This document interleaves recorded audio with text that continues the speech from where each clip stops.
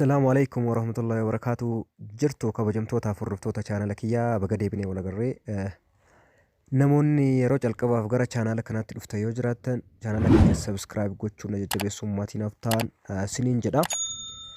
Har'allee barnoota barbaachistuu baay'ee miidhagduu kan namni hedduun barbaadu, kan namni hedduun itti rakkate, kan namni hedduun itti dhimmameen isinii qabadhee dhiyaadhee keessaafuu namoonni Itoophiyaa fi akkasuma biyyoota biraa jirtan jechuudha. Battuu intarneetni yeroon itti dhaabatu jira jechuudha. Fakkeenyaaf yeroo ammaan kana Itoophiyaa keessatti dalagaa hin jiru jechuun intarneetni sababa adda addaatiin sababa rakkoolee imerjersii piroobilemiitiin jechuudha. Rakkoolee tasaatiin ni cufuu jechuudha. Teeleekoominikeeshiniin jechuudha.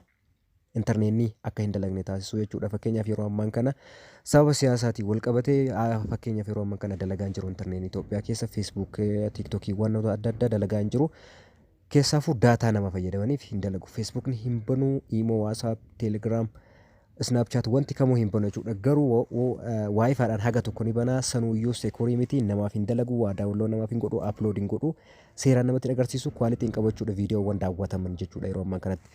Kanaafuu furmaata isaa isiniif qabadhee dhiyaadha jechuudha. Keessaafuu nama jidduu kana feesbuuka fayyadamaa hin jirtan jechuudha. Namni hedduun feesbuukaa fi tiiktooka ni fayyadama.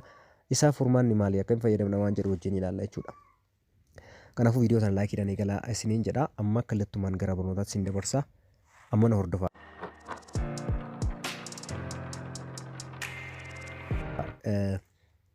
Kanaaf calqaba irratti mee daataa kiyya banee isinitti agarsiisaa. Daataan kiyya dalagamoo hin dalaguu kan jedhu wajjin ilaalla. Normaalii akkuma isin ilaaltanitti daataa kiyya oon godheeti wajjin ilaalla jechuudha. Moobaayil daataa oon godheeti intarneetni dalagaa jira moo hin dalaguu waan jedhu wajjin kan ilaallu ta'a jechuudha. Amma akkuma as biratti argitan intarneetiin kiyya mallaqa qabaachuu fi daataa akkasuma meegaabaayitii ofirraa qabaachuu kunoo mallattoon ishee lamaan miila jala jirtu sosocho'aa jiraachuudhaan mallaqa akka keessaa qabuu fi daataan akka jiru meegaabaayita akka keessaa qabu kan isinitti agarsiisudha jechuudha. Kanaaf amma intarneeta fedhe yoo bane naaf hin dalagu naaf hin banu jechuudha. Calliseetuma dhaabataa normaalii just akkuma ammaa agartan kanatti feesbuuknis hin dalagu. Feesbuuka normaaliis ta'ee feesbuuk laayitii yoo bantan isiniif hin dalagu jechuudha. Calliseetuma dhaabbata. Bakka biraatis yoo dhaqxan fakkeenyaaf appilikeeshinii biraa banee isinitti agarsiisu fakkeenyaaf yuutuub istuudiyoo yoo banee jedhe hin dalagu. Dhaabbateetii jira. Akkanumatti dhaabbata. Isiniif hin banu jechuun sababni isaa intarneetaa teeleekoominikeeshiniin yookiin itiyoo teeleen cuftee jirti jechuudha. Namoota biyya biraatiif jirtaniifis yeroo isin didu haala itti banattaniin isinitti agarsiisuuf hin deema jechuudha. Amma dalagaan jiru akka argitan kanatti dhaabbateetii jira. Kunoo no connected jedha riitiraayis yoo godhe sanuma jijjiiramni hin jiru. Imoo soo seene yuutuubis yoo seene tiiktookis yoo seene hundi isaanii na yala dhaabbataniiti jiru jechuudha. Naaf hin dalagan jechuudha. Fakkeenyaaf googilii keessa yoo seene googilii seeneeti jira. Fakkeenyaaf googilii kana kiroom biroozarii kana yoo bane biroozariin kun normaalii fuula tokko naaf fiduu danda'a yeroodhaaf. Fakkeenyaaf yuutuubii kana osoo ni bana jedhee gara yuutuub istuudiyootti nan fudhatu. Calliseetuma asuma dhaabbachaa oola. Waan tokko sochiin hin jiru. Daataan hin lakkaayaa garuu hin hojjetu jechuudha. Maallaqa keessan isinirraa nyaata. Furmaata isaa kana wajjin ilaalla jechuudha. Amma calqaba irratti wanni isin gootan gara pileey istoorii keessanii deemtanii jechuudha. Waayifaayiidhaan jechuudha yoo barbaaddan yeroo biraatiifis ta'u iddoo kanatti Secure VPN jettanii buufattan. Secure VPN yoo gootan pileey istoorii normaaliin dalaga beekaatii godhan jechaadha.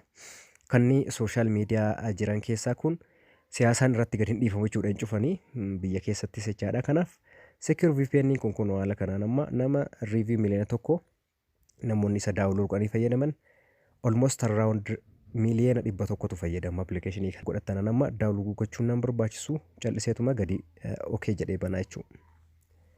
Okay jedhee yeroo calqabaatiif bana yoo banu haala kanaan naa fida. Haala kanaan naa fida. Okay. Haala kanaan kan inni naa banu tap to connect gochuudhaaf as bira kilik godhiitii bani jedha. Callistaniituma iddoo connect jettu tana kilik gootanii bantan. Amma connect naaf ta'eera. As biratti VPN mallattoon ishee aayikaniin jirti. As biratti mallattoon furtuudhaa jirti jechuudha. Mallattoon kiituun jirti connected naaf tahee jira. Amma erga connected naaf tahee jechuudha. As biratti location isinii fida. Serverii biyyoota serverii irraa argattan isinii fida. World wide kun mallattoo world asitti interneetaa isinitti argisiisa. As bira tuqtanii jechuudha. Kafirii tahan muraasa. Almost around 5 hin caalan jechuudha. 1 2 3 4 5 shanan kana keessaa kan barbaadaniititti isin connected godhatta jechuudha. Amma waan hin barbaanneef normaalii kanuma inni ofii isaatii naa kenne connected godhee jira jechuudha. Amma hojjechuu fi baachuu isaa Facebook bira deemee banee isinitti argisiisa. Akkasuma appilikeeshiniiwwan biraa sooshaal miidiyaa biraa banee isinitti argisiisa jechuudha. Okay, mee Facebook haa banuu. Facebook kana banee haa ilaalume. Kunoo amma haala argaartan kanaan naaf banaati jira jechuudha. Waan shakkii hin qabne jechuudha. Kunoo amma naaf banaati jira. Interneetni reef akkasitti na rakkisuun jechuudha. Facebookni kongumaa tokko kanarraa lamatti darbuu hin dandeenye. Almost amma naaf baneera jechuudha. Kanaaf amma akkuma argitan kana Facebookni kiyya normaalii yaa'uun amma naaf banamee jira jechuudha. Dhibbaan dhibbatti waan fedhe fayyadamuu danda'a. Notification kiyyaas bira dhufee ilaaluu danda'a. Waan haaraa ilaaluu danda'a. Waan notification kiyya jechuudha. Hoomitti deebuu danda'a. Iddoo profaayila kiyyaa dhaqee profaayila kiyya ilaaluu nan danda'a. Wanti hundi amma naaf dalagaa jechuudha. Rakkin tokko malee naaf hojjeta jechuudha. Haala kanaan itti fayyadamtanii waan biraatis yoo banuu barbaadan fakkeenyaaf googilii keessanis yoo banuu barbaadan normaalii amma isiniif dalagaa akka duraa san isiniif hin didu jechuudha. As biratti waan barbaadan yoo sarchi gootan dafee isinii kan baasuudha. Waan barbaadan sarchi yoo gootan isinii baasa jechuudha. YouTube studio illee kan dura na didu amma naaf banaara jechuudha. Direct kunoo amma naaf baneeti jira, naaf banaara. Kunooti haala agartan kanaaf naaf baneeti jira. Kunoo chaanala kiyya kuni channel Isaaq Ibrahim jedha. Kunoo akkuma argitan dura naaf didee jira. Viidiyoowwan kontentiiwwan kiyya ilaaluu danda'a. Kunoo haaluma kanaan jechaadha. Analytics keessa seenee waan barbaade ilaaluu danda'a. Hom tokko wanni na rakkisu tokkos hin jiru jechuudha. Akka dura na didu san wanti inni naannoofiis hin jiru jechuudha. Yeroodhuma takkaan naaf bana jechuudha. YouTube keessa illee seentan fakkeenyaaf amma YouTube keessa directii naa bana jechuudha. Wanni dafee naalaa turu hin jiru. Dura na rakkisaa akka ture sun jechuudha. Yeroodhuma takkaan naa bana jechuudha. Haaluma margaartan kanaan kunoo profaayila kiyya illee ilaallachuu ni danda'a irra tuqadhe jechuudha. Kanaaf haala kanatti fayyadamaadha. Waan isiniif hin galle jiraate gaaffii koomentii irra naaf kaa'uu dandeessu. Telegiraamni kiyya jira. Karaa isaanii na gaafadhaa. Waan daawwataniif guddaa galatoomaa. Horaa bulaa deebanaa.